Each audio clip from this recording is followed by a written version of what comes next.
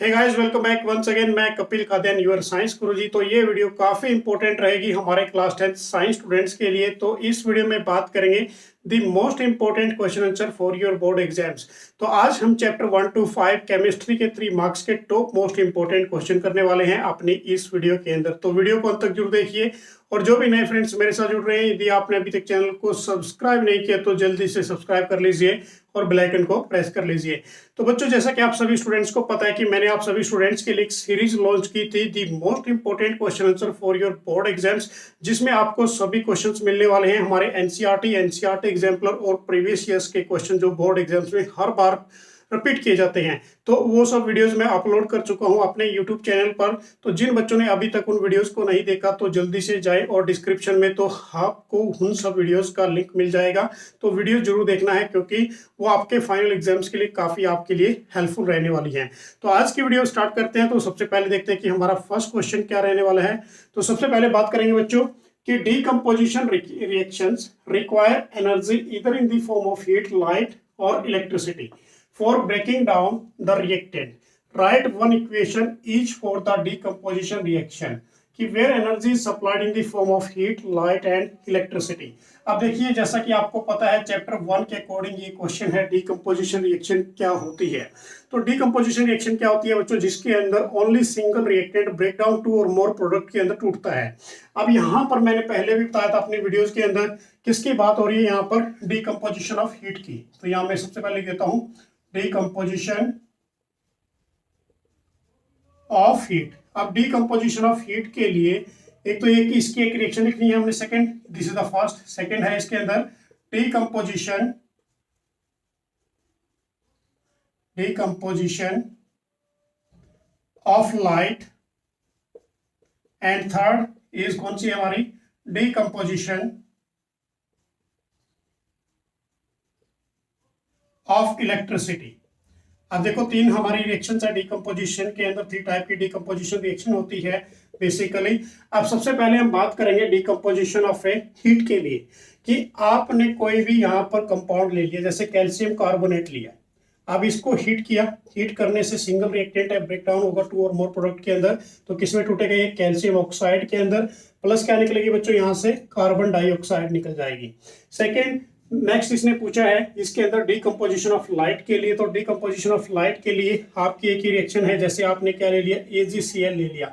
जब इसके अंदर से किसकी प्रेजेंस में इसको करोगे आप, सनलाइट की प्रेजेंस में रिएक्शन करोगे, तो क्या होगा, 2Ag निकलेगा आपका, प्लस क्लोरीन गैस निकल जाएगी।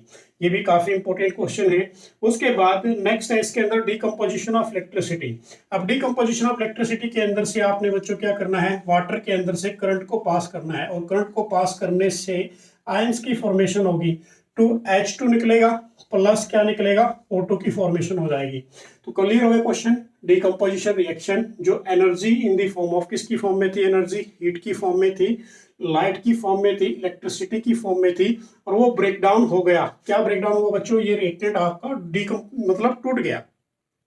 उसके बाद इन दी फॉर्म ऑफ सप्लाई। अब जैसे सबसे पहले हमने हीट के लिए किया, सेकेंड हमने किसके लिए किया, हमारा जो लाइट है सनलाइट के लिए किया, एंड थर्ड इज इलेक्ट्रिसिटी लिया।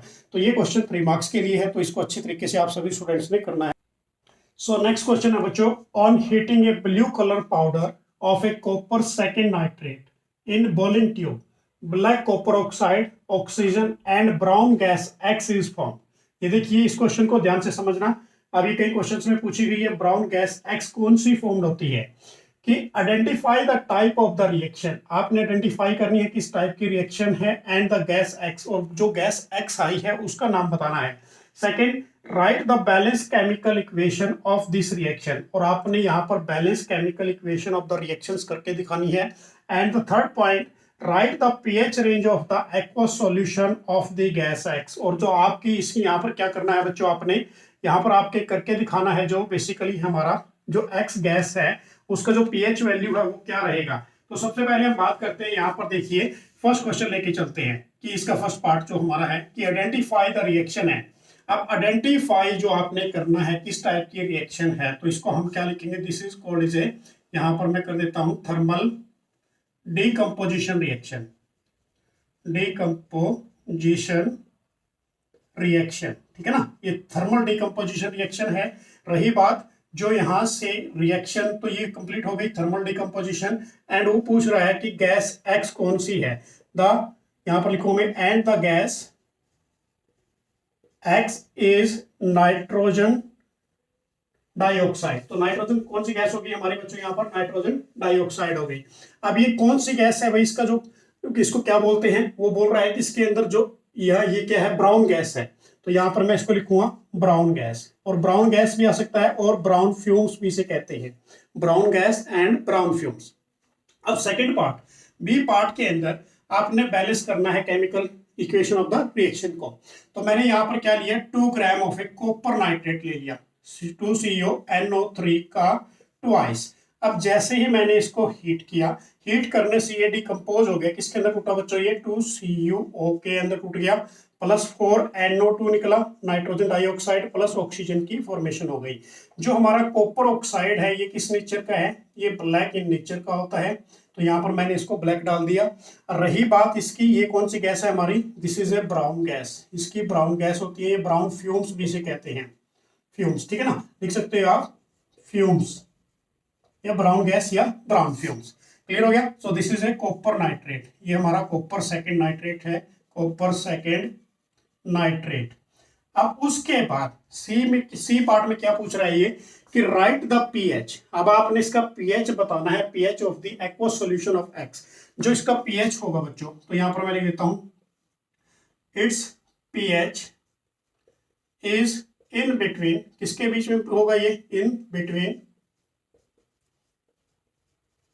0 to 7, मतलब 0 से 7 के बीच में। अब इसको हम 7 भी नहीं कह सकते, इसको हम 6.9 लेके चलेंगे, क्योंकि ये एसिडिक होता है जितने भी, तो इसको हम क्या लिखेंगे, 0 to 7। तो इट मीन्स हम यहां पर लिख सकते हैं, it means pH of this gas is 2 और 3, 2 हो सकता है, या फिर क्या होगा इसका, 3 होगा, ठीक है ना। ये किस फॉर्म में होती है, ये एसिडिक फॉर्म में होती है।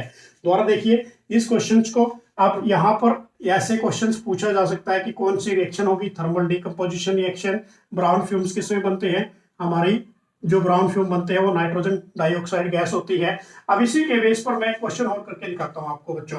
अब ये तो था हमारा कॉपर नाइट्रेट से रिलेटेड। अब जो कॉपर नाइट्रेट यदि नहीं आया तो पेपर में लेड नाइट्रेट भी आ सकता है, तो उसको भी देख लीजिए। लेड नाइट्रेट के केस में भी क्या करोगे आप, 2PbNO3 कर दोगे, NO3 का ट्वाइस। अब जैसे इसको भी हीट करोगे, ये भी हमारी कौन सी है, थर्मल डिकम्पोजिशन रिएक्शन है, तो ये भी टूटेगी किसके अंदर भाई, लेड ऑक्साइड के अंदर, PbO के अंदर, प्लस क्या निकलेगी, 4NO2 निकलेगा, प्लस क्या निकलेगी, ऑक्सीजन गैस। सेम रिएक्शन है, बस कंफ्यूज नहीं होना। यहाँ पर कॉपर नाइट्रेट लेके चले, यहाँ पर हम क्या लेके चले, लेड नाइट्रेट लेके चले, लेड नाइट्रेट, ठीक है ना, नाइट्रेट सेकेंड नाइट्रेट है ये। इसको भी आपने डिकम्पोज किया थर्मल डिकम्पोजिशन की रिएक्शन में, लेड ऑक्साइड निकला, प्लस आपकी यहाँ पर नाइट्रोजन डाइऑक्साइड गैस निकली, जो ब्राउन फ्यूम्स के रूप में है। और जो लेड ऑक्साइड का कलर पूछ लिया जाता है, तो बच्चों ये किस कलर का होगा, यहाँ पर येलो कलर का होगा। यहाँ पर ये किस नेचर का था, ब्लैक नेचर का था। तो ये कंपैरिजन है इस क्वेश्चन में। क्लियर हो गया ये क्वेश्चन। तो ये अच्छा क्वेश्चन है, इस टाइप के क्वेश्चन काफी इंपॉर्टेंट रहने वाले हैं हमारे फाइनल एग्जाम्स के लिए। सो नेक्स्ट क्वेश्चन है बच्चों, 2 gram of ferrous sulphate crystal are heated in a dry boiling tube. अब देखिए कि 2 ग्राम आपने फेरस सल्फेट लिया, वो क्रिस्टल को हीट कर रहे हैं किसके अंदर, ये ड्राई बॉइलिंग ट्यूब के अंदर। कि लिस्ट द एनी 2 ऑब्जर्वेशन, आपने कोई भी 2 ऑब्जर्वेशन करके दिखानी है इसकी। And the second point, name the type of a chemical reaction taking place, और 2 टाइप की जो केमिकल रिएक्शन है वो करके दिखानी है आपने इसके अंदर। क्लियर हो गया। जो उसकी नेम होगा, किस टाइप की केमिकल रिएक्शन बनेगी, डिकम्पोजिशन बनेगी, कॉम्बिनेशन रिएक्शन बनेगी, या कौन टाइप की रिएक्शन बनने वाली है। उसके बाद right the chemical equation for this reaction, और आपने इसकी रिएक्शन लिख के दिखानी है। तो सबसे पहले हम बात करेंगे फर्स्ट पार्ट की, 2 ऑब्जर्वेशन। तो क्या लिखेंगे हम इसके अंदर, देखिए ध्यान से, कि green colour of ferrous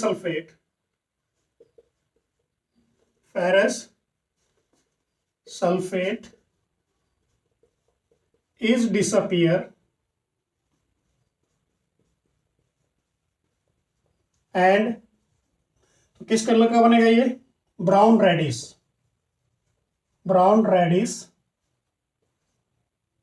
brown reddish solid mass formed.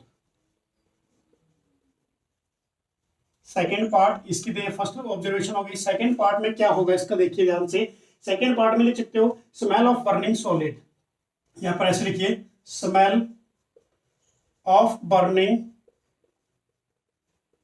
Sulphur is formed. जो स्मेल होगी बर्निंग सल्फर की वो क्या होगी इसमें यहां से प्राप्त होगी, ठीक है ना, फॉर्म्ड। उसके बाद सेकेंड पार्ट देखिए बच्चों, इसने सेकेंड पार्ट पूछा है कि name the type of the chemical reaction take place, कि किस टाइप की केमिकल रिएक्शन टेक प्लेस होगी। तो इसके अंदर आप लिखोगे this is called as a decomposition reaction, ये हमारे डीकंपोजिशन रिएक्शन है, decomposition reaction is take place. And third part वो कह रहा है कि आपने इसकी केमिकल इक्वेशंस करके दिखानी है इस रिएक्शंस की। अब देखिए सबसे पहले आपने क्या लिया 2 gram of A ferrous sulphate FeSO4, इसको हीट किया, हीट करने से किसके अंदर टूटा ये Fe2। देखिए ध्यान से, अब जो ये टूटेगा वो किस में टूटेगा बच्चों आपका Fe2O3 के अंदर, प्लस किस में टूटेगा SO2 के अंदर, sulphur dioxide and sulphur trioxide के अंदर। सो दिस इज द रिएक्शन कि 2 gram of ferrous sulphate is heated in a crystal bowling test tube, they decompose in a ferric oxide plus sulfur dioxide plus sulfur trioxide। तो देखिए इसके अंदर decomposition reaction पे काफी important questions हैं और इसकी ऑब्जर्वेशन भी आपने क्लियर अप करनी है, क्योंकि जो हमारा फेरस सल्फेट होता है वो ग्रीन कलर का होता है बच्चों। अब वो ग्रीन कलर से किसमें चेंज हो जाएगा, वो डिसअपियर हो जाएगा उसका जो ग्रीन कलर है, और brown reddish solid mass formed होगा। क्लियर हो गया ये क्वेश्चन। सो नेक्स्ट क्वेश्चन है बच्चों, a solution of substance X used for whitewashing, and what is the substance X, and state the chemical reaction of X with water। अब देखिए this is the first part of this question, and the second part कि why does the color of a copper sulfate solution change when iron nail is dipped in it। तो ये activity based question है। तो सबसे पहले हम बात करेंगे फर्स्ट पार्ट की कि जो सॉल्यूशन सब्सटेंस X है, तो सॉल्यूशन सब्सटेंस X इज कौन सा है आपका कॉपर ऑक्साइड, ठीक है ना, sorry calcium oxide. Calcium oxide जिसको हम क्या बोलते हैं, this is called as a quick lime इसको आप कहोगे। और बेसिकली इसका जो केमिकल नेम है वो क्या रहेगा आपका कैल्शियम ऑक्साइड, जिसको हम यूज करते हैं व्हाइट वॉशनिंग के लिए, ठीक है ना, कि use for a white washing. And what is the देखो सब्सटेंस, तो सब्सटेंस एक्स क्या हो गया आपका, वो क्या हो गया आपका CaO कैल्शियम ऑक्साइड। अब उसके बाद state the chemical reaction of x with water. अब यही आपने CaO ले लिया कैल्शियम ऑक्साइड, जब इसकी रिएक्शन किसके साथ करोगे, वाटर के साथ करोगे, they gives the formation of a calcium hydroxide CaA। तो CaOH का होल ट्वाइस O है ये, भाई ध्यान से इसको करना है, कैल्शियम हाइड्रोक्साइड प्लस क्या निकलेगी इस केस के अंदर हीट एनर्जी रिलीज होगी, ठीक है। तो ये क्या हो गया हमारा कैल्शियम, इसको हम क्या बोलेंगे कैल्शियम हाइड्रोक्साइड, कैल्शियम हाइड्रोक्साइड। और वैसे बेसिकली इसका जो नाम है वो क्या हो गया स्लेक्ट लाइम, ठीक है ना, स्लेक्ट लाइम, ठीक है ना, स्लेक्ट लाइम इसका नाम है। और देख लिखता हूं मैं यहाँ पर स्लेक्ट लाइम, ये इसको हम लाइम वाटर भी कहते हैं, तो ध्यान से करना है इसको। उसके बाद सेकंड पार्ट के अंदर क्या पूछ रहा है कि what does the colour of A copper sulphate. अब देखिए ध्यान से, copper sulphate solution change when iron. अब आयरन की नील Fe होता है हमारा, अब इसके साथ क्या मिला दिया आपने कॉपर सल्फेट सॉल्यूशन के अंदर आयरन की नेल को डिप कर दिया। तो डिप करने से क्या होगा FeSO4 बनेगा, ठीक है ना, फेरस सल्फेट प्लस क्या निकलेगा कॉपर निकलेगा। अब जो फेरस सल्फेट का कलर होगा वो क्या होगा बच्चों आपका पहले ग्रीन होगा। एंड जो कॉपर सल्फेट सॉल्यूशन था हमारा वो किस कलर का था, हमारा ब्लू कलर का, ठीक है ना। तो इसके बेस पे एक्टिविटी भी है, तो एक्टिविटी मैं यहाँ पर करके दिखाता हूँ। When you take a beaker, आपने एक बीकर ले लिया और बीकर के अंदर किस प्रकार का सॉल्यूशन ले रखा है आपने यहाँ पर कॉपर सल्फेट सॉल्यूशन ले रखा है CuSO4। जब आपने इसके अंदर आयरन की नेल को डिप कर दिया, तो आयरन की नेल को डिप करने से जो इसकी रिएक्शन होती है तो क्या होगा इस केस में कि जो iron is a more reactive, तो आप यहाँ पर लिख सकते हैं iron is more reactive displace copper, ठीक है, डिस्प्लेस कर देगा वो कॉपर को, क्योंकि iron is more reactive than of A copper, तो इट मींस वो उसको डिस्प्लेस करेगा। तो इस बेस पे ये क्वेश्चन भी काफी इंपॉर्टेंट है और इसको भी आपने बहुत अच्छे तरीके से करना है। सो नेक्स्ट क्वेश्चन है बच्चों, identify the acid and base from which the sodium chloride is obtained and which type of A salt is it, तो किस टाइप का वो सॉल्ट बनेगा, and when is it is called is a rock salt, कब उसको हम rock salt बोलेंगे, and how is a rock salt is form, तो कैसे रॉक साल्ट की फॉर्मेशन होती है। तो सबसे पहले हम बात करेंगे यहाँ पर आइडेंटिफाई द, आपने क्या आइडेंटिफाई करना है यहाँ पर एसिड को, ठीक है ना, acid base and from the sodium chloride is obtained, जहां से आपको सोडियम क्लोराइड ऑब्टेन होता है। तो यहाँ पर सबसे पहले लिखेंगे जो हमारा एसिड होगा, acid is hydrochloric acid HCl, and base क्या होगा आपका यहाँ पर, this is called is A base is NaOH, sodium hydroxide. जब आप स्ट्रॉन्ग एसिड और स्ट्रॉन्ग बेस को आपस में मिला देती हैं तो मिलाने से किसकी फॉर्मेशन आएगी आपकी, NaCl, सोल्ट की फॉर्मेशन आएगी, प्लस किसकी फॉर्मेशन निकलेगी, वाटर की। अब उसके बाद ये पूछ रहा है कि what type of the salt it is it, तो सोल्ट कौन सा बनेगा बच्चों, तो सोल्ट बनेगा it is a neutral salt, neutral salt जिसको हम कॉमन सॉल्ट भी कहेंगे या जिसको आप कह सकते हो न्यूट्रल सोल्ट, ठीक है ना। उसके बाद नेक्स्ट पूछ रहा है when is it called is a rock salt, तो हम इसको रॉक साल्ट कब कहेंगे, तो देखिए ध्यान से भाई, ये काफी इंपॉर्टेंट है इस केस में। तो इसको हम क्या है रॉक साल्ट कैसे बोलेंगे, देखो कि it is a rock salt when this salt in the form of rock, जब ये किसकी फॉर्म में होगा, रॉक की फॉर्म में होगा, तो इसको हम क्या बोलेंगे, रॉक साल्ट कहते हैं। क्लियर हो गया, जब ये रॉक की फॉर्म में होगा इट मींस इसको हम क्या बोल देंगे, रॉक साल्ट बोल देंगे। उसके बाद नेक्स्ट स्टेप में ये पूछ रहा है how is rock salt is form, तो स्लो जो हमारा रॉक साल्ट है उसकी फॉर्मेशन कैसे बनती है, तो यहाँ पर क्या लिखोगे आप, it is the slow evaporation, देखो यहां पर क्या लिखोगे इस केस के अंदर आप कि स्लो इवेपोरेशन होती है, या ऐसे लिख लीजिए कि it is formed by the, ऐसे लिखो it is formed by the evaporation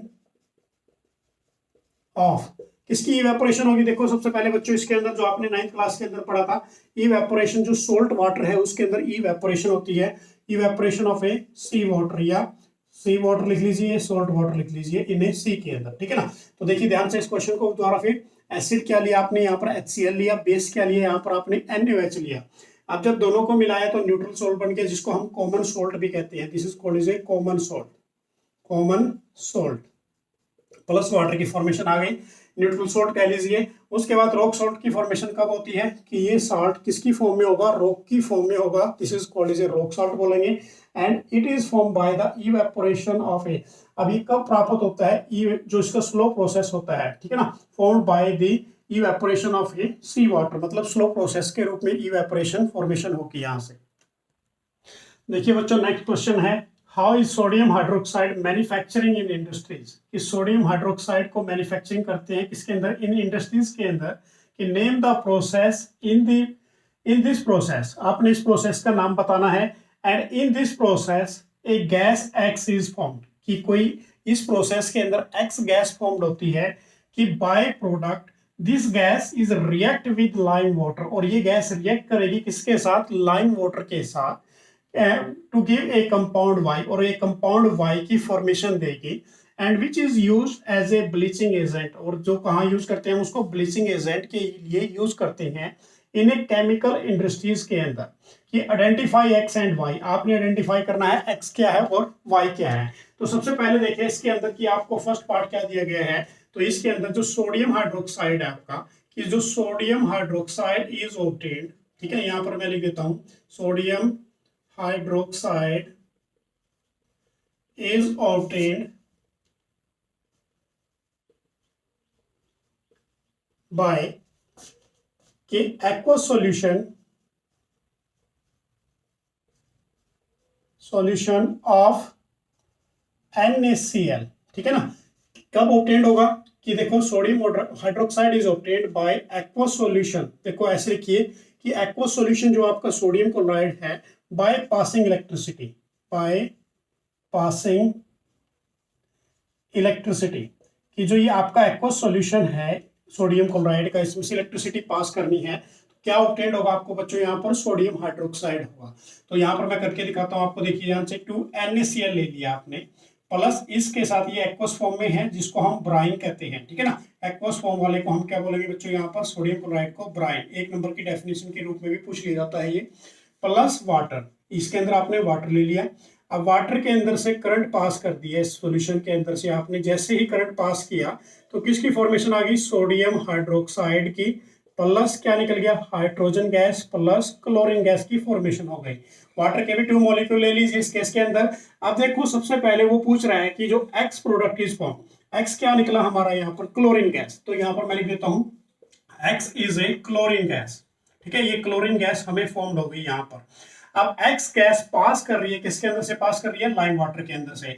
अब लाइम वाटर का फॉर्मूला क्या होता है आपका, कैल्शियम हाइड्रोक्साइड, ये लाइम वाटर है। जब इसके अंदर से क्लोरीन गैस को पास करोगे तो पास करने से किसकी फॉर्मेशन देगा ये, कैल्शियम, देखो यहाँ पर कैल्शियम ऑक्सी, देखो कैल्शियम तो सेम एज हो गया, देखो इसकी रिएक्शन बनाते हैं, सी यहाँ से है कैल्शियम ऑक्सी और क्लोराइड CA, यहाँ पर क्या हो गया CaOCl2 हो गया, प्लस क्या निकल गया बच्चों यहाँ से H2O की फॉर्मेशन बाहर निकल गई। तो ये ब्लीचिंग पाउडर है हमारा, दिस इज कॉल्ड, इसे कहाँ यूज करते हैं, इसने क्वेश्चन में पूछा है ब्लीचिंग एजेंट के रूप में। तो क्या लिखोगे आप यहाँ पर, this is called is A bleaching powder, ये ब्लीचिंग पाउडर की फॉर्मेशन हो गई हमारे यहाँ से, ठीक है ना, पाउडर। अब उसके बाद अब इस प्रोसेस का नाम भी बताना है हमने, इस प्रोसेस इज कॉल्ड, इस प्रोसेस को हम क्या बोलेंगे, क्लोर एल्कली प्रोसेस, क्लोर एल्कली प्रोसेस कहेंगे इसको। अब क्लोर एल्कली प्रोसेस क्यों कहेंगे वही देखिए ध्यान से, क्लोर का मतलब क्या होता है, क्लोरीन गैस, क्लोरीन गैस की फॉर्मेशन हुई यहाँ से, क्लोर का मतलब हो गया क्लोरीन, एल्कली का मतलब क्या हो गया यहाँ से, सोडियम हाइड्रोक्साइड की फॉर्मेशन हुई। तो इसलिए कहते हैं इसको हम क्लोर एल्कली प्रोसेस, क्योंकि क्लोर के का मतलब है क्लोरीन गैस और जो एल्कली का मतलब है आपका वो है सोडियम हाइड्रोक्साइड की यहाँ से फॉर्मेशन हो गई। तो रिएक्शन होपफुली कंप्लीट हो गया होगा, ये क्वेश्चन सभी की अंडरस्टैंडिंग अच्छी बनी होगी। तो इस क्वेश्चन को भी बड़े आपने अच्छी तरीके से करना है।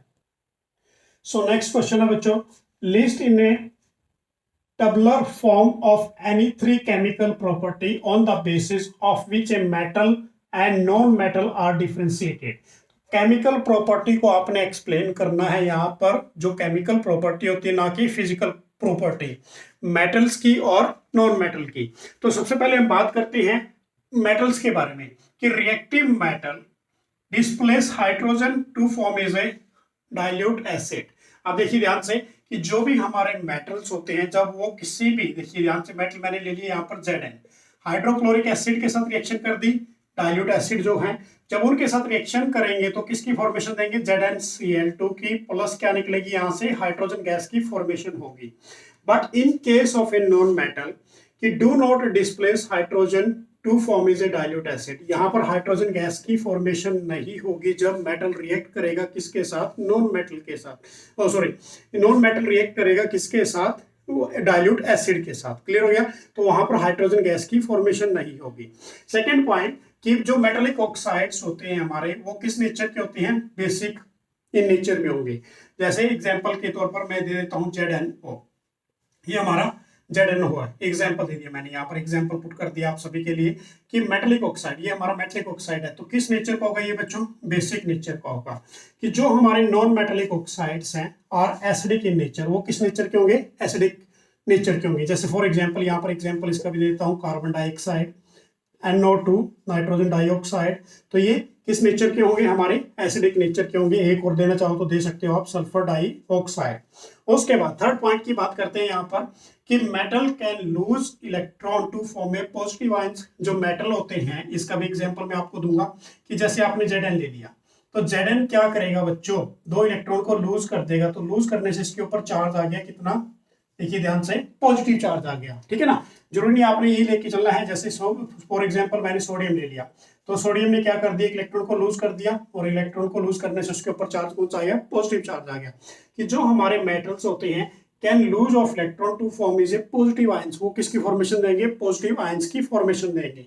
अब रही बात किसकी, नॉन मेटल की, कि non metal can gain electron to form is a negative ions. अब ये गेन करते हैं इलेक्ट्रॉन को। फॉर एग्जांपल इसका भी एग्जांपल करके दिखाता हूं मैं आपको। Cl है। अब Cl की यदि इलेक्ट्रॉनिक कॉन्फ़िगरेशन की बात करो 2 8 into 7 है। अब जब ये क्या करेगा, एक इलेक्ट्रॉन को गेन करेगा अपना ऑक्टेट कंप्लीट करने के लिए, तो इसके ऊपर चार्ज आ जाएगा नेगेटिव। तो इसकी इलेक्ट्रॉनिक कॉन्फ़िगरेशन क्या बन गई, अब ऑक्टेट इसका कंप्लीट हो गया 2 8 8। क्लियर हो गया। तो ये क्वेश्चन भी काफी इंपॉर्टेंट है, difference between the chemical property of metals and non metal. So next question है बच्चों, right one example each of the following. आपने एग्जांपल देना है हर एक इसके अंदर। तो ये क्वेश्चन भी काफी इंपॉर्टेंट है। तो देखिए इसके अंदर सबसे पहले फर्स्ट पार्ट में क्या पूछा गया है कि most malleable metals and most ductile metals कौन से हैं, first part. And the second part is the best conductor of heat and the poorest conductor of the heat. तो बेस्ट कंडक्टर ऑफ हीट कौन सा होगा और पुरेस्ट कंडक्टर ऑफ हीट कौन सा होगा। And the third part, a metal with highest melting point, कि एक मेटल है जिसका हाईएस्ट मेल्टिंग पॉइंट है, and a metal which is the lowest melting point, और एक मेटल का नाम बताना है जिसका लोएस्ट मेल्टिंग पॉइंट होगा। तो सबसे पहले हम बात करेंगे इसके अंदर, देखिए हमारा मोस्ट ऑफ द मेलेबल। तो यहाँ पर मैं लिखूंगा ए पार्ट के अंदर गोल्ड, ठीक है ना। Gold is most malleable and ductile, ठीक है। तो ये क्या रहेगा हमारा, मोस्ट मेलेबल रहेगा, मोस्ट मेलेबल एंड डक्टाइल रहेगा, डक्टाइल। उसके बाद डक्टाइल मेटल्स लिख लीजिए यहाँ पर पीछे, डक्टाइल मेटल। उसके बाद सेकेंड पार्ट, बी पार्ट के अंदर क्या पूछ रहा है, the best conductor of heat. Best conductor क्या रहेगा हमारा, silver. Silver is a best conductor, ये हमारा बेस्ट कंडक्टर है, बेस्ट कंडक्टर, ठीक है ना। अब उसके बाद सेकंड पार्ट में इसने पूछा है पुरेस्ट कंडक्टर। तो पुरेस्ट कंडक्टर क्या रहेगा आपका, यहाँ पर रहेगा बच्चों lead. Lead is the poorest conductor, poorest conductor of heat, ठीक है ना, कंडक्टर ऑफ हीट। अब उसके बाद थर्ड पार्ट में पूछा है इसने, थर्ड पार्ट में क्या पूछा है, सी पार्ट के अंदर देखिए, तो वो पूछा है कि metal is the highest melting point. Melting point सबसे ज्यादा किसका होता है, टंगस्टन का। Tungsten is highest melting point, highest melting point. उसके बाद लोएस्ट मेल्टिंग पॉइंट पूछा है, तो लोएस्ट मेल्टिंग पॉइंट किसका होता है, देखिए भाई ये भी वेरी इंपॉर्टेंट है।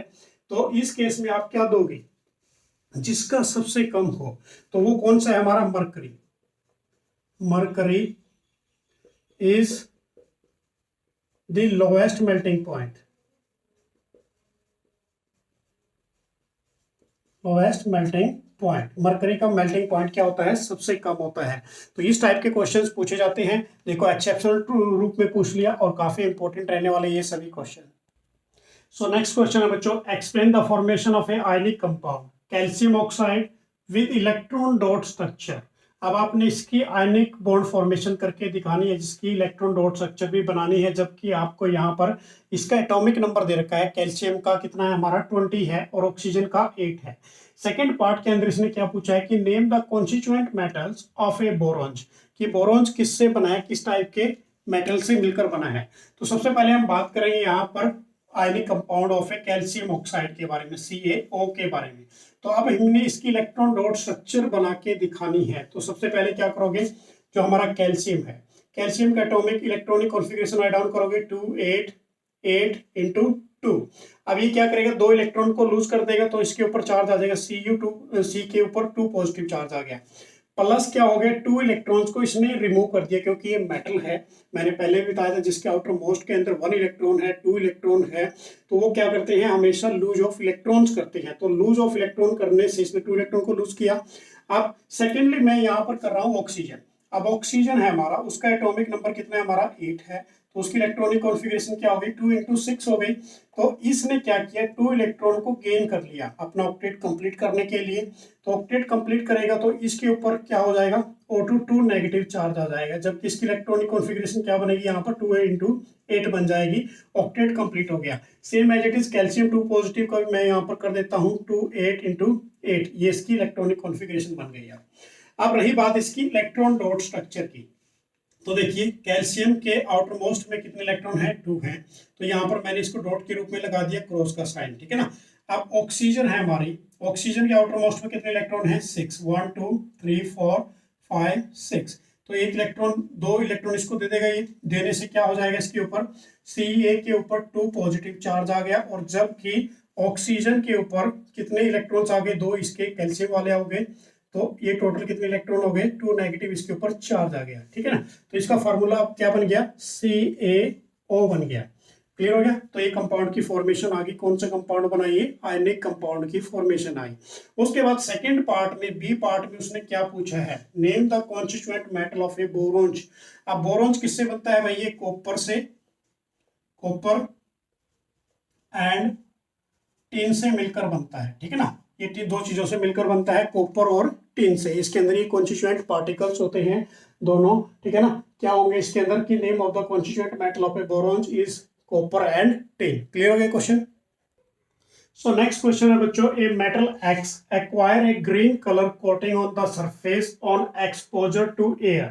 अब देखिए ध्यान से, इसके अंदर इस क्वेश्चन में क्या पूछा गया, कोई मेटल एक्स है जो एक्वायर करता है green colour of a coating on its surface on exposure to air. जैसे ही आप उसको एयर के अंदर ड्रॉप कर देते हो, तो इसके अंदर आइडेंटिफाई द मेटल एक्स, आपने आइडेंटिफाई करना है मेटल एक्स को, and name the process responsible for this change, और उस प्रोसेस का नाम बताना है जो इसके लिए रिस्पॉन्सिबल है। And the second part, B part में क्या पूछा है, name and write the chemical formula of a green coating forms on a metal. अब उसका नेम और राइट करना है केमिकल फॉर्मूला ग्रीन कोटिंग जिसके ऊपर आती है। And the third part, name 2 important method to prevent this process. आप 2 कोई ऐसे इंपोर्टेंट मेथड बताने हैं जो प्रिवेंशन के लिए यूज करते हैं इस प्रोसेस के अंदर। तो सबसे पहले हम बात करेंगे यहाँ पर, देखो कि मेटल एक्स, हम फर्स्ट पार्ट की बात कर रहे हैं कि metal x is, metal x आपका क्या है यहाँ पर बच्चों, वो रहेगा आपका कॉपर, ठीक है ना, कॉपर रहेगा। अब सेकंड में उसने पूछा है कि फर्स्ट पार्ट में कि मेटल एक्स हमने लिखा यहाँ पर कॉपर है, नेम दिस प्रोसेस। अब जो प्रोसेस होगा यहाँ पर वो रिस्पॉन्सिबल होगा, वो कौन सा होगा आपका, प्रोसेस इज कोरोजन, कोरोजन, ठीक है, कोरोजन रस्टिंग आ जाती है तो कोरोजन प्रोसेस होगा। एंड द सेकंड पार्ट में पूछा है name and write the chemical formula. अब केमिकल फॉर्मूला मैं सबसे पहले लिखता हूं यहाँ पर कैल्शियम कार्बोनेट, ठीक है। अब जिसका फार्मूला बनेगा बच्चों वो क्या बनेगा, copper carbonate, not calcium, copper carbonate, copper carbonate dot CuOH का होल ट्वाइस, ठीक है ना, ये बनेगा copper carbonate dot copper hydroxide. So this is the formula, chemical formula बना। उसके बाद इस फार्मूले का नाम क्या होगा, this is called as a basic copper carbonate. इसको हम क्या बोलते हैं, basic copper carbonate, copper carbonate. ध्यान रखना इसको, कभी कैल्शियम कर देना बच्चों, कैल्शियम नहीं करना, बाय मिस्टेक हो जाता है कई बार। तो ये copper carbonate dot copper hydroxide है, और इसको प्रॉपर इस फार्मूले का नाम क्या कहते हैं हम, बेसिक कॉपर कार्बोनेट के नाम से इसको जाना जाता है। उसके बाद थर्ड पार्ट में उसने क्या पूछा है यहाँ पर कि name 2 important method to prevent this process, कि कोई ऐसे 2 मेथड बताएं जिससे इसकी प्रिवेंशन हो जाए। तो इस केस में क्या लिखोगे, it should be coated, it should be coated with tin, coated कर दीजिए किसके साथ, टिन के साथ। सेकेंड पार्ट, फर्स्ट पार्ट तो ये दे दिया मैंने, सेकेंड पार्ट में क्या करोगे, टू कोटेड ए एलॉयज, या फिर या ऐसे लिख लीजिए कि made from 2 or more metals or non-metals to form alloys। और वो किसकी फॉर्मेशन दे देगा यहाँ पर, एलॉयज की फॉर्मेशन दे देगा। तो दोबारा देखिए इस क्वेश्चन को, क्वेश्चन काफी इंपॉर्टेंट है। मेटल एक्स बताया आपने कॉपर है, प्रोसेस कौन सा हुआ बच्चों, आपका कोरोजन प्रोसेस हुआ। And second part is formula क्या बना आपका, CuCO3 डॉट CuOH का whole twice, this is called is a basic copper carbonate, इसे हम क्या कहते हैं, बेसिक कॉपर कार्बोनेट। उसके बाद it should be coated with tin, coated कर देते हैं उसको प्रिवेंशन बचने के लिए। And the second point, made of 2 और मोर मेटल्स, जो उसके ऊपर कोटिंग की जाती है, या फिर उसका ऐसे कर दीजिए कि उसको 2 मेटल और नॉन मेटल से बनाए ताकि वो एक एलॉयज की फॉर्मेशन दे। क्लियर हो गया क्वेश्चन भी। नेक्स्ट क्वेश्चन है बच्चों, give the reason of the following. आपने क्वेश्चंस के रीजंस देने हैं, ये भी क्वेश्चन काफी इंपॉर्टेंट है। तो फर्स्ट पार्ट क्या है इसका, tarnished copper vessel are clean with a tamarind juice, कि जो टार्निश्ड कॉपर वेसल होती है वो क्लीन की जाती है किसके माध्यम से, टैमरिंड जूस के माध्यम से। अब यहाँ पर टैमरिंड जूस भी आ सकता है और पेपर के अंदर सिट्रिक जूस भी आ सकता है, भाई सिट्रिक एसिड कह सकते हैं या सिट्रिक जूस भी कह सकते हैं। यहाँ पर 2 क्वेश्चन की स्टेटमेंट को चेंज कर सकता है। सेकेंड पार्ट के अंदर aluminium is more reactive than iron, yet there is a less corrosion of aluminium as compared to the iron with both of a exposed in air। तो देखिए ध्यान से कि जो एल्यूमिनियम है वो मोर रिएक्टिव है किससे, आयरन से, फिर भी लेस कोरोजन किसके ऊपर आता है, एल्यूमिनियम के ऊपर आता है। तो क्या रीजन है इसका, देखिए तो फर्स्ट का आंसर क्या रहेगा बच्चों, टैमरेंट कंटेन एसिड। जो टैमरेंट है वो कंटेन करता है किसको, एसिड्स को, ठीक है ना, विच react with basic copper carbonate, जैसे ही वो रिएक्ट करेगा किसके साथ, बेसिक कॉपर कार्बोनेट के साथ, and the product get dissolved and remove from the copper vessel. जो प्रोडक्ट होगा वो डिसॉल्व हो जाएगा, किसके अंदर डिसॉल्व हो जाएगा, जो उसके अंदर टैमरिंड जूस के अंदर, ठीक है ना, और रिमूव हो जाएगा किससे, कॉपर वेसल से, जो उसके ऊपर ग्रीन कोटिंग लेयर आती है कॉपर वेसल के ऊपर, जिसे हम बेसिक कॉपर कार्बोनेट कहते हैं, CuCO3.CuOH का होल ट्वाइस, जो मैंने अभी आप सभी को बताया था। And the second part, aluminium forms is a oxide, aluminium oxide की फॉर्म होती है, उसके ऊपर लेयर चढ़ती है जिसको हम Al2O3 कहते हैं, ऑन इट्स सरफेस की which does not further react with air. जो ये लेयर इसके ऊपर आ जाती है वो आगे फर्दर रिएक्ट नहीं करती, किसके साथ, एयर के साथ, फर्दर आगे उसकी ऑक्सीडाइजेशन नहीं होती। क्लियर हो गया। तो क्या लिखोगे इसके अंदर आंसर कि aluminium forms is a oxide layer on the surface which does not further react with air, वो आगे फर्दर रिएक्ट नहीं करती किसके साथ, एयर के साथ। क्लियर हो गया क्वेश्चन। नेक्स्ट क्वेश्चन है बच्चों, व्हाट इज एम्फोटेरिक ऑक्साइड, कि एम्फोटेरिक ऑक्साइड क्या होता है। And amphoteric oxide is the amongst of the following oxide. अब यहाँ पर आपको फॉलोइंग ऑक्साइड दे रखे हैं, तो आपने बताना है कि इसके अंदर कौन कौन से एम्फोटेरिक ऑक्साइड हैं। तो first of all sodium oxide, zinc oxide, aluminium oxide, carbon dioxide and water. तो सबसे पहले हम बात करेंगे यहाँ पर डेफिनेशन ऑफ एम्फोटेरिक ऑक्साइड की। तो यहाँ पर मैं लिखता हूँ कि amphoteric oxide, amphoteric oxide is defined as when metallic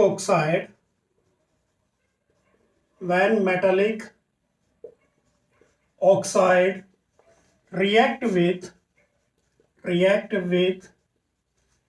acid as well as acids as well as base to gives salt and water,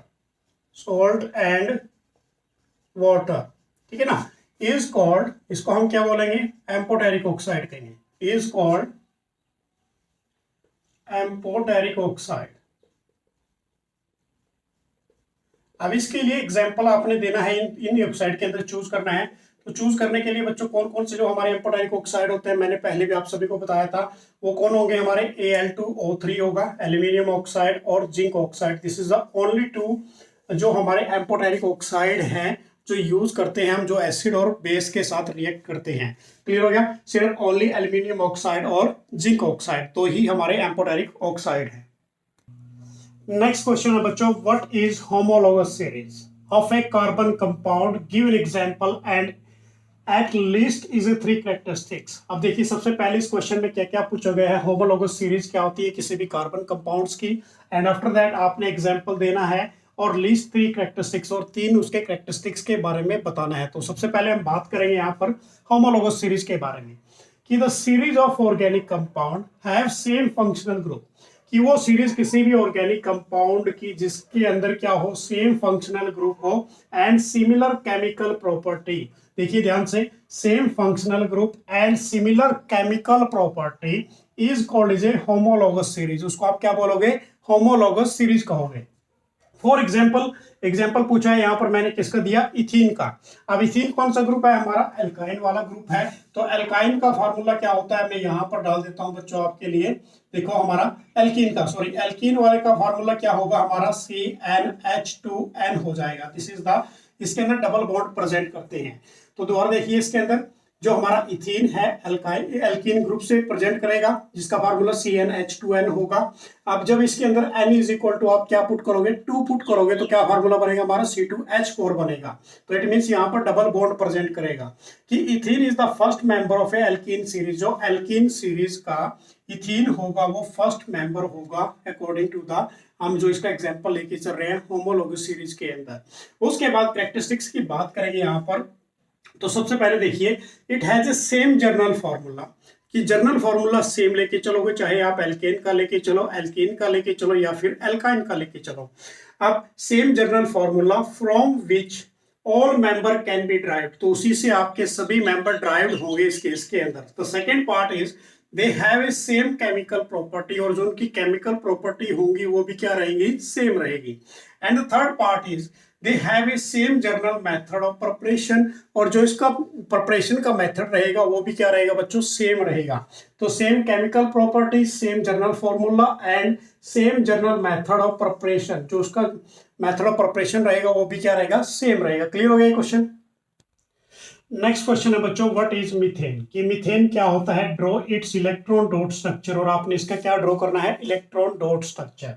and name the type of a bond is formed, और किस type की bond form करता है किसी भी compound की जब ये फॉर्मेशन करता है। And why such this compound is a poor conductor of electricity, और ये compound poor conductor of electricity क्यों है, और why is a low melting and boiling point, और इसका मेल्टिंग और बॉइलिंग पॉइंट कम क्यों है, क्या रीजन है। तो सबसे पहले हम बात करेंगे मीथेन के बारे में। देखिए ध्यान से, मीथेन का फार्मूला होता है आपका CH4, कि मीथेन इज ए सैचुरेटेड, ठीक है ना, सैचुरेटेड हाइड्रोकार्बन, हाइड्रोकार्बन कंपाउंड्स। क्या है भाई ये, saturated, saturated mean single bond formation देता है, और हाइड्रोकार्बन है एक कंपाउंड है जिसमें कार्बन और हाइड्रोजन मिलकर बनते हैं। एंड the first member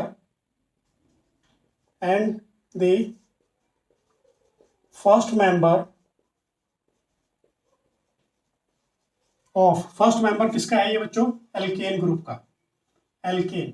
अब एल्केन का फार्मूला क्या है, CnH2n+2, ठीक है ना। अब इसके अंदर यदि n is equal to 1 put करते हैं तो फार्मूला हमारा बन जाता है मीथेन का। अब रही बात इसकी सेकंड, वो पूछ रहा है draw it's electron dot structure, तो आपने इसकी इलेक्ट्रॉन डॉट स्ट्रक्चर बना के दिखानी है। तो देखिए सबसे पहले कार्बन मैंने यहाँ पर लिखा इलेक्ट्रॉनिक कॉन्फ़िगरेशन, तो क्या बनेगी 2 और 4 बनेगी। हाइड्रोजन की इलेक्ट्रॉनिक कॉन्फ़िगरेशन तो क्या बनेगी, ओनली 1 बनेगी। अब सबसे पहले इसके आउटर मोस्ट में कितने इलेक्ट्रॉन है, 4, तो मैंने डॉट लगा दी बच्चों 4, इसकी डॉट लगा दी साइडों में, ठीक है ना। हाइड्रोजन के आउटर मोस्ट में कितने इलेक्ट्रॉन है, 1, तो इसको मैंने क्रॉस से लेके चलता हूँ, इसका भी मैंने क्रॉस से लगाया, इसका भी मैंने क्रॉस से लगाया, हाइड्रोजन का भी, और इसके साथ भी क्रॉस लगा दिया। अब देखो अपना ऑक्टेट कंप्लीट करने के लिए इसको क्या चाहिए, 4 इलेक्ट्रॉन चाहिए। तो 4 इलेक्ट्रॉन कहाँ से गेन करेगा, ये 1 हाइड्रोजन से 1 इलेक्ट्रॉन को गेन कर लेगा। तो इसका ये ऑक्टेट कंप्लीट हो गया कार्बन का। अब रही बात, इन हाइड्रोजन को भी अपना ऑक्टेट कंप्लीट करना है, तो इनको अपना ऑक्टेट मींस इनको क्या करना है, अपना डुप्लेट करना है। डुप्लेट का मतलब 2 इलेक्ट्रॉन्स को गेन करना है, कार्बन को 8 करना है। अब इसको ये क्या करेंगे, अपने डुप्लेट को कंप्लीट करेंगे। तो यहाँ से इसने 1 इलेक्ट्रॉन गेन किया, कहाँ से, कार्बन वाले केस में से। सेम इस हाइड्रोजन ने भी अपना डुप्लेट कंप्लीट करना है, ये कहाँ से करेगा, ये इस कार्बन से 1 इलेक्ट्रॉन को गेन करेगा। सेम एज इट इज इस हाइड्रोजन ने भी 1 इलेक्ट्रॉन को गेन करना है। अब इसके बाद सेम इसने, तो ये तो बन गई इसकी इलेक्ट्रॉन डॉट स्ट्रक्चर। अब उसके बाद मैं इसकी स्ट्रक्चर बना के दिखाता हूं कि किस टाइप के बॉन्ड फॉर्म करेगा। तो देखिए सबसे पहले carbon with hydrogen single bond की फॉर्मेशन देगा, तो ये इसकी स्ट्रक्चर बन गई, ठीक है ना। तो देखिए ध्यान से कि फॉर्म ऑफ दिस कंपाउंड, तो किस प्रकार के बनाएगा, कोवलेंट बॉन्ड की फॉर्मेशन देगा ये, ठीक है ना। कोवलेंट बॉन्ड की फॉर्मेशन इसने दे दी यहां से। अब उसके बाद पूछा है कि why is a poor conductor of electricity, कि भाई ये पुअर कंडक्टर ऑफ इलेक्ट्रिसिटी क्यों है, क्या रीजन है, और इसका मेल्टिंग एंड बॉइलिंग पॉइंट क्यों होता है। तो सबसे पहले मैं बात करता हूं यहाँ पर पुअर कंडक्टर के लिए, ठीक है ना, कि देखिए यहाँ पर कि methane is poor conductor of electricity because, क्यों है भाई, देखो ध्यान से, डज नॉट, ऐसे लिख लीजिए, डज नॉट फॉर्म्स आयंस,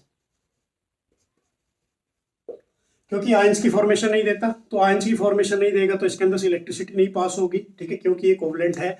रही बात दूसरी मेल्टिंग एंड बॉइलिंग पॉइंट की, इसका मेल्टिंग और बॉइलिंग पॉइंट लो क्यों होता है भाई, ड्यू टू, क्या रीजन है इसका, ड्यू टू, अब इस केस में क्या लिखोगे आप, जो इसके अंदर वीक वंडरवाल फोर्सेस होती है, वो वंडरवाल फोर्सेस क्या होगी, काफी कमजोर होगी।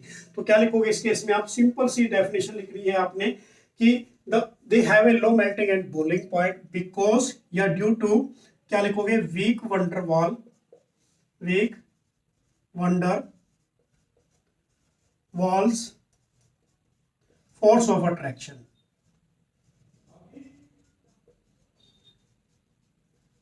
क्या क्या देगा ये? Weak van der Waal force of attraction की फॉर्मेशन देगा। तो ये क्वेश्चन काफी इंपॉर्टेंट है आप सभी के लिए।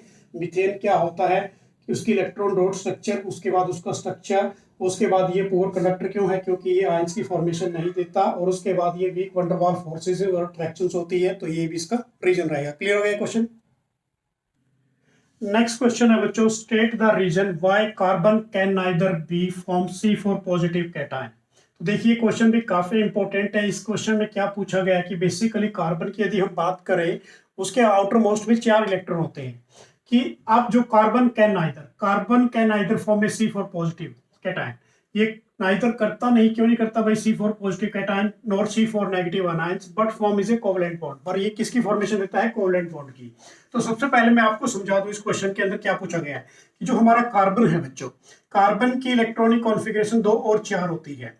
यदि ये क्या करेगा? C4 पॉजिटिव करता है, तो C4 पॉजिटिव का क्या रीजन है यहाँ पर कि इसने 4 इलेक्ट्रॉन को लूज कर दिया, ठीक है ना। तो प्लस क्या कर दिया मैंने यहाँ पर 4 इलेक्ट्रॉन को निकाल दिया। तो 4 इलेक्ट्रॉन निकालने से इसके ऊपर चार्ज कितना आ गया? C4 पॉजिटिव आ गया। तो इसके आउटर मोस्ट के अंदर अब देखो कितने इलेक्ट्रॉन रह गए? यहाँ पर ओनली 2 इलेक्ट्रॉन्स रह गए।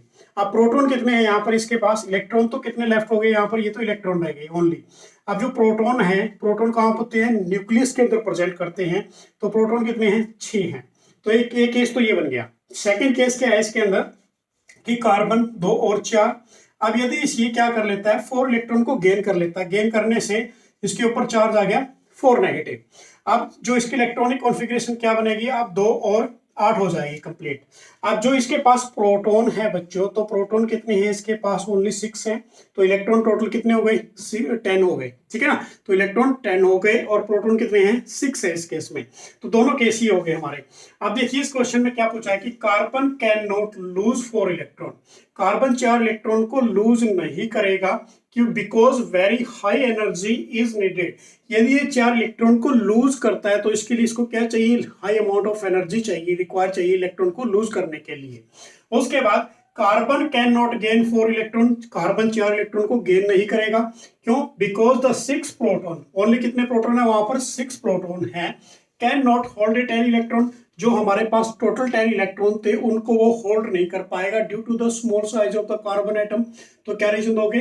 Carbon can share a 4 electron. इसलिए कार्बन क्या करता है? शेयरिंग करता है किसको? ओनली 4 इलेक्ट्रॉन को, ठीक है ना। आपने जो उसके 4 इलेक्ट्रॉन्स होते हैं उनको वो शेयर करता है, और शेयर करने से किसकी फॉर्मेशन देता है? वो कोवलेंट बॉन्ड की फॉर्मेशन देगा। होपफुली आपको ये क्वेश्चन समझ में आ गया होगा।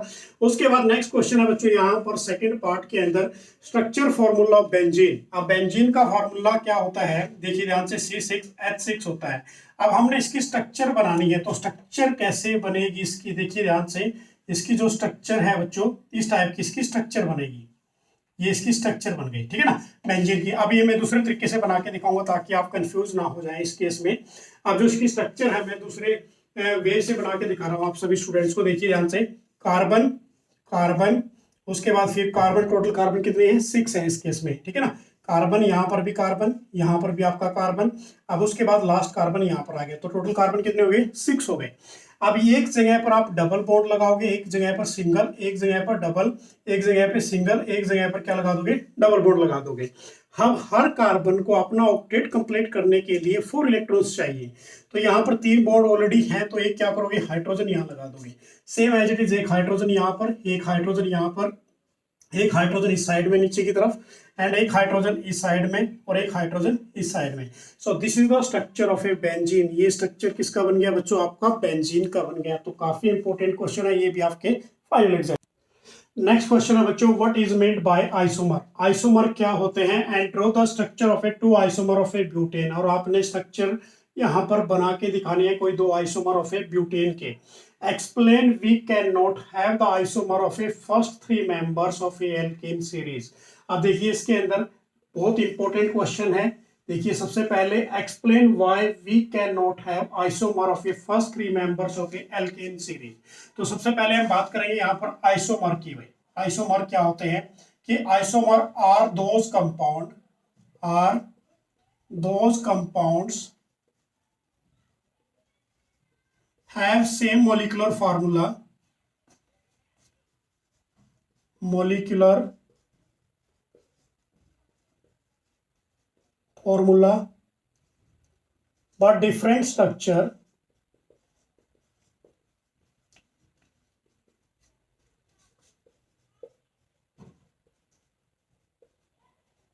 is called isomer. इसको आप क्या बोलोगे? आइसोमर कह दोगे, ठीक है ना, आइसोमर्स कह दोगे। क्लियर हो गया क्वेश्चन? तो ये तो डेफिनेशन थी इसकी, जिसका same molecular formula but different उसकी स्ट्रक्चर हो। And the phenomena, and this phenomena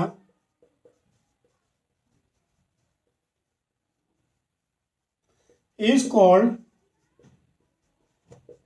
isomerism. इस फिनोमिना को आप क्या बोल दोगे? आइसोमेरिज्म कह दोगे। उसके बाद ब्यूटेन, हमारा फार्मूला क्या है बच्चों? C4H10 है। तो हमने इसके दो कोई आइसोमर बना के दिखाने हैं। अब देखिए इसके आइसोमर क्या बनेंगे? एक तो स्ट्रेट चेन बन जाएगी, ठीक है ना, CH3 CH2 CH2, उसके बाद CH3। अब देखिए हाइड्रोजन कितने हैं यहाँ पर? टोटल 10 है, तो क्या हो गए? 6 और 10। तो एक फर्स्ट आइसोमर तो ये बन गया। सेकेंड आइसोमर क्या बनेगा? CCC। अब उसके ऊपर CH3 लगा दीजिए, यहाँ पर क्या आएगा? CH3, और यहाँ CH और ये CH3। तो this is the second isomer. ये फर्स्ट आइसोमर हो गया, ये सेकंड आइसोमर हो गया। उसके बाद उसने पूछा है explain why we can not isomer of a first 3 members. तो फर्स्ट 3 मेंबर्स के आइसोमर क्यों नहीं बनते भाई? तो इसका रीजन क्या लिखोगे? Because in first 3 members of alkane series is not formed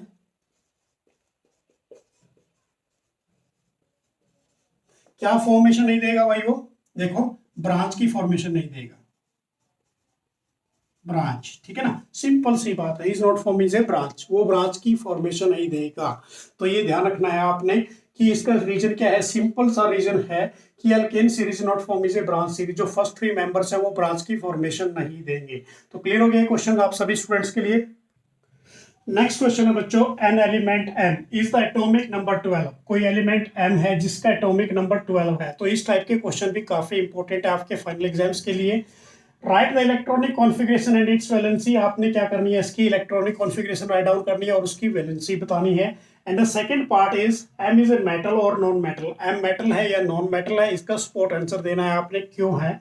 उसके बाद थर्ड पार्ट कि right the formula and nature of A oxide. अब उसकी आपने फॉर्मूला बताना है और नेचर बतानी है कि वो किस नेचर का है, वो यू एसिडिक नेचर है या बेसिक नेचर है।